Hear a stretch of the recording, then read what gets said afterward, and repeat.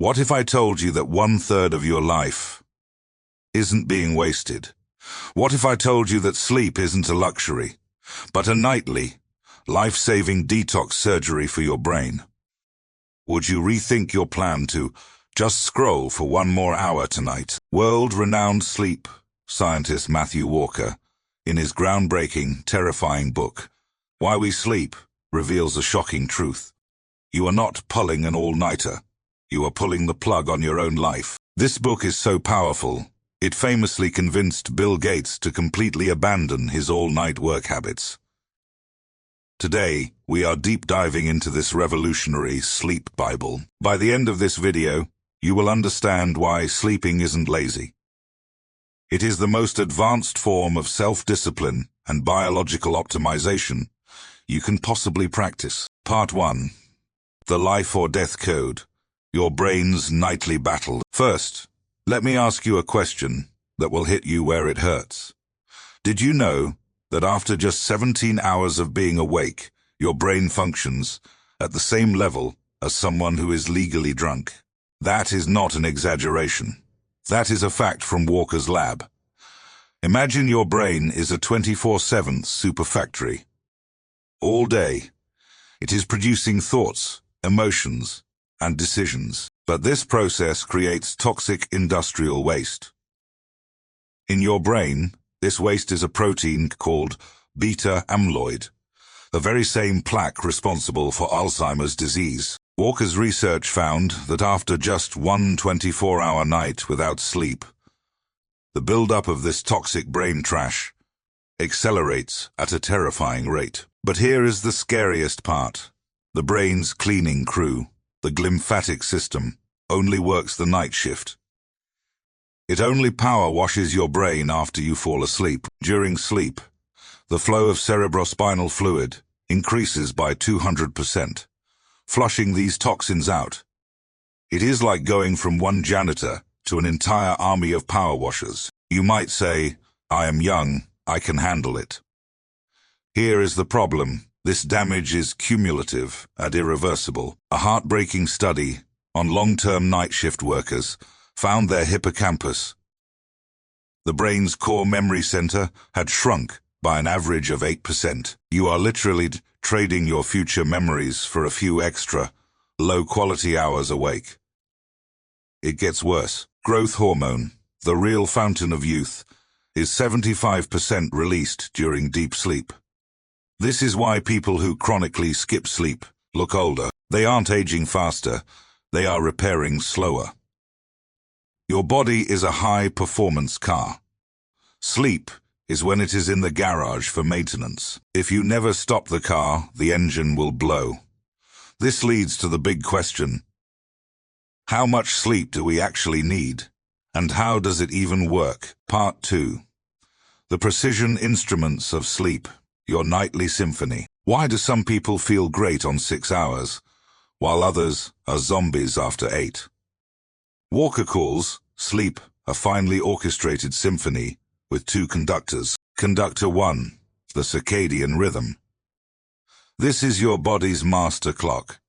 Its main tool is melatonin, the call to sleep. But this clock has a fatal weakness: blue light. The light from your phone, your laptop, your television. To your brain, blue light is the same as the midday sun. It is a vampire slayer for your melatonin. Conductor 2, sleep pressure. This one is simpler. From the moment you wake up, a chemical called adenosine builds up in your brain. Think of it as your fatigue scoreboard. Every hour you are awake, the score goes up. But here is the trap: caffeine. Caffeine doesn't give you energy. It tricks your brain. Its molecular structure is so similar to adenosine that it blocks the receptors. It is like putting tape over the fatigue scoreboard.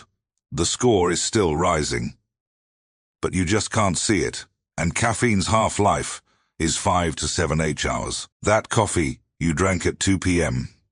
By 9 p.m., half of it is still in your system, waging war on your sleep. Research shows even caffeine, 6 hours before bed, can cut your deep sleep by 30%. When you finally do sleep, you enter a 4-stage journey. Stages 1 and 2, light sleep. This is the entryway. Stage 3, deep and REM sleep. This is the main event, the rebuilding phase. This is where you get that flood of growth hormone. Stage 4, REM sleep. This is the dream stage, and it is your brain's creative laboratory. You know how the chemist Keckel discovered the ring structure of benzene? He dreamed of a snake eating its own tail. This isn't a coincidence.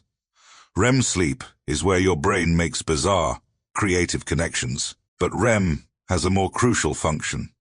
Emotional regulation. During REM, your brain completely shuts off norepinephrine, a key stress hormone. It is the only time this happens. Walker calls it overnight therapy. It takes the sharp, painful edges off difficult memories. It is your brain's nightly psychological massage. So how do you know if you are getting enough? This brings us to the most dangerous concept in the book. Part 3. The compound interest of sleep debt. Welcome to sleep debt. This is a trap more dangerous than any financial debt. Here is Matthew Walker's single most terrifying point. Sleep debt cannot be repaid. It is not like money. You can't catch up on the weekend. It is high interest, compound interest on your health, and you can never fully pay it off. Let's do the math. Lose just 2 hours of sleep a night. That is 14 hours a week. 730 hours a year. You have lost an entire month of sleep. Think you can sleep in on Saturday. Research shows that even 10 consecutive nights of recovery sleep only restore less than 30% of the cognitive function you lost. The metabolic damage is even faster. Sleep loss causes leptin, the I am full hormone, to drop. It causes ghrelin, the I am hungry hormone, to rise. This combination is the perfect storm for weight gain. You will, on average, eat 385 extra calories. To Dalton Y. That is an entire hamburger. It is not your lack of willpower. Your brain is biologically betraying you. It starts craving high-carb, high-sugar foods to survive the crisis. It thinks it is in. Your insulin sensitivity plummets. You have just switched your body from fat-burning mode to fat-storing mode. The cognitive damage is permanent. In one study, students were split into 2 groups. One slept, one pulled an all-nighter. The all-nighter group had a 40% deficit in their ability to learn new information. But here is the truly terrifying part. Even after 3 full nights of recovery sleep, their memory never returned to the level of the group that just slept. Your brain is a sponge. Sleep deprivation squeezes it dry. You can't just reabsorb the lost memories. This is why, after a night of no sleep, your emotions are shot. Your amygdala, the emotional gas pedal, becomes 60% more reactive, while your prefrontal cortex, the rational brake, goes offline. You are flooring the gas pedal of your emotions, while your brakes have completely failed. Part 4. The modern sleep assassins. Modern life is a giant insomnia factory. These are the hidden assassins stealing your sleep. Assassin 1, blue light pollution. Before Edison invented the light bulb, humans averaged 9 hours of sleep. Today, it is less than 7. Just 1 hour of screen time before bed can delay your melatonin release by 3 hours. You get into bed at 11 p.m., but your brain thinks it is 8 p.m. Assassin 2, the temperature trap. Walker stresses your bedroom should be cool, 18 to 19 degrees Celsius, or around 65 degrees Fahrenheit. A drop in your core body temperature is the key signal to initiate sleep.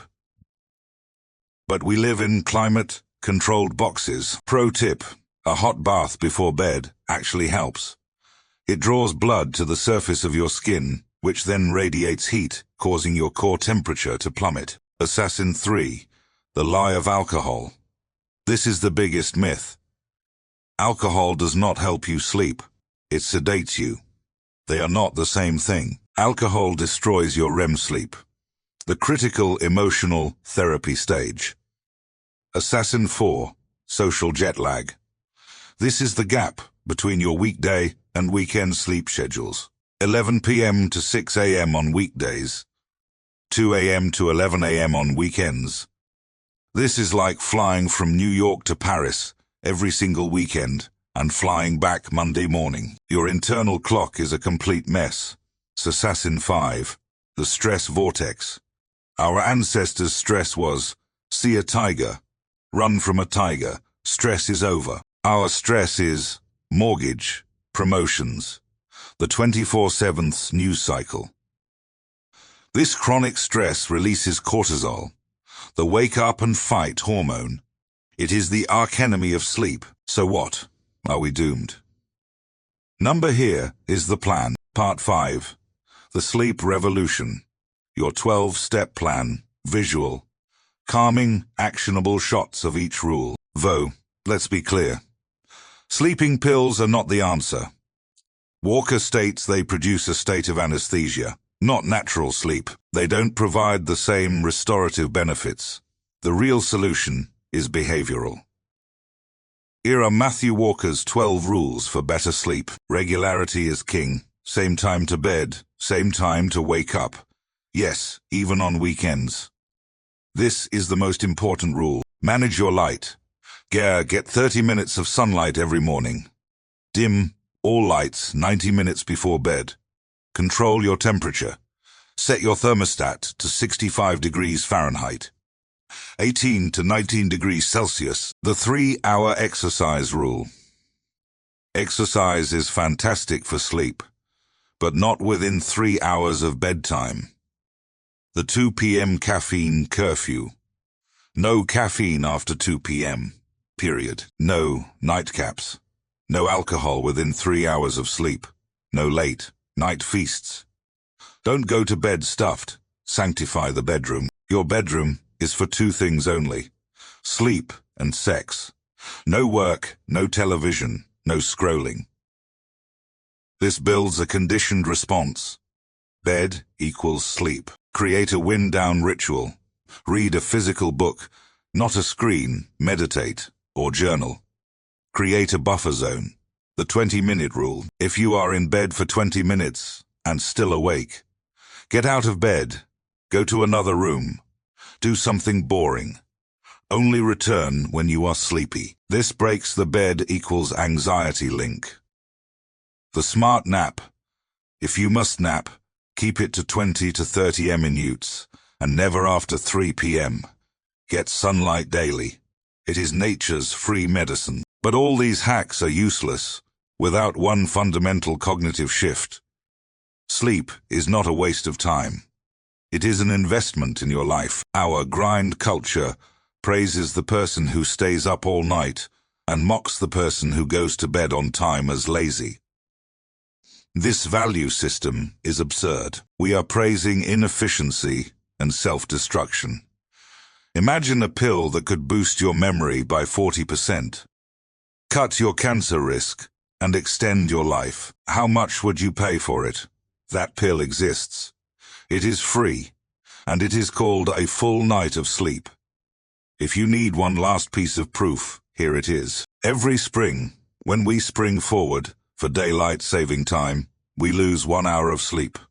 The very next day, heart attacks increase by 24%. Every fall, when we fall back and gain 1 hour, heart attacks decrease by 21%. A single hour of sleep can be the difference between life and death. Your sleep revolution starts tonight. Pick one of those rules. Just one. When you turn off that light tonight, remember, you aren't ending your day. You are starting a magical, essential, life-saving journey. Thanks for watching now. I have to ask you, what is the one thing that is stealing your sleep right now? Is it your phone, stress, or just one more episode? Let me know in the comments below.